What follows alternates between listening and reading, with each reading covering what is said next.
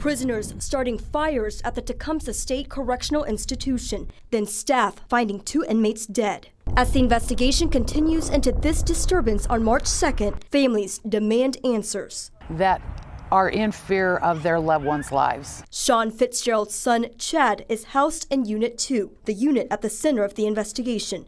They also share the same last name as one of the inmates killed, making it terrifying for family when Sean didn't hear from Chad for 5 days. Sean says she's scared now more than ever after learning how inmates were allegedly treated after the disturbance. A lot of the men were concerned with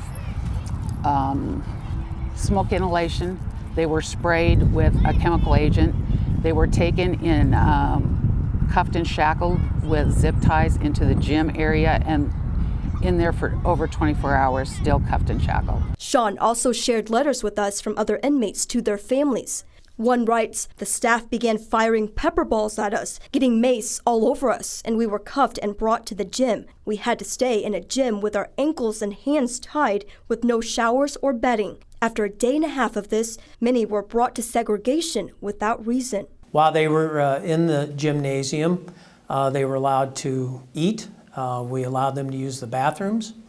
And then when the State Patrol released the units back to us, we did start to move the men back into the housing units. Warden Brad Hansen says not all inmates were zip-tied or cuffed for 24 hours, and there was no information that anyone was directly affected by pepper balls. We use OC, which is oleoresin capsicum, and if medical was there and the inmates that did ask for treatment were allowed medical treatment. There are also complaints of staff not returning inmates' belongings, but Warden Hansen says they were taken as part of the investigation.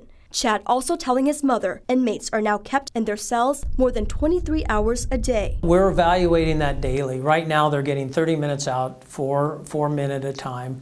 While they're out, they get to shower, they get to make phone calls. Chad writes, "The department has stripped away all programs and educational opportunities, leaving prisoners to be nothing more than warehoused in toxic environments." The warden says despite the setback, more programs have been added since the 2015 deadly riot. Now Metro Community College is back, along with programs for violence reduction and substance abuse.